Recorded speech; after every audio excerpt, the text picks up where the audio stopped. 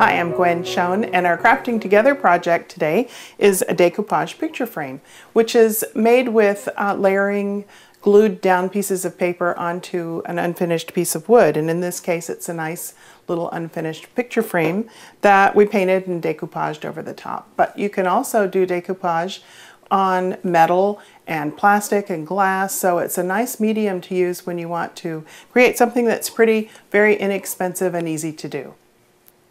For this project, I found an unfinished picture frame at a craft store, and I painted it with basic water-based craft paint. You could use it, leave it natural wood if you wanted, but I wanted it to be black with my pattern. Then I went to an office supply store and I made color laser copies of pages from an old wallpaper pattern book. And you could use anything for your paper pattern. You could use photographs or a calendar page, whatever you would like to use on your project, just as long as you make sure that it's color laser copy and not inkjet. The next step, after you've cut out the pieces that you want to use, is to add a thick layer of glue to the area that you're going to glue. And I just use basic white craft glue like Elmer's, and just add a nice thick, really thick coating. And it's going to dry clear, so don't worry about the fact that you have too much glue on there. Just spread it around with your fingers. And you could use a sponge for this, but I think fingers actually work a little easier.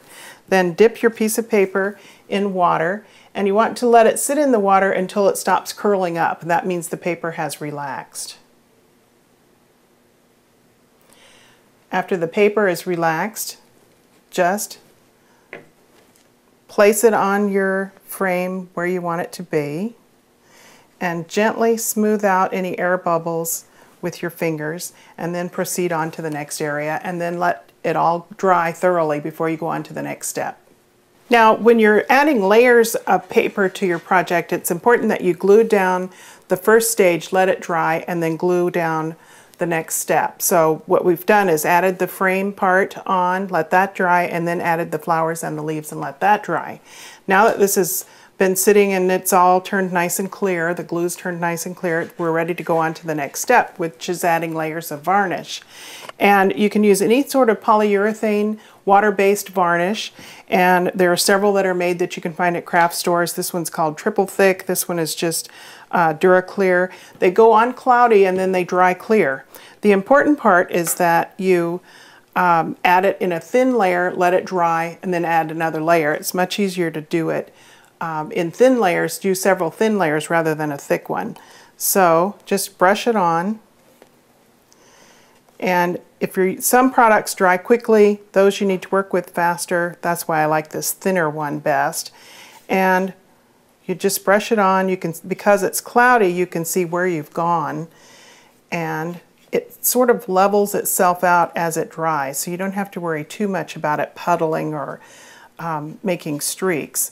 And after it's dried, if you see some streaks, you can go back and sand it lightly with 400 grade sandpaper and smooth it out, and then add your next layer. Now, for my frame project, I added about 4 layers of varnish, and you need to let it dry thoroughly between each layer, and you'll know it's dry because it turns clear again.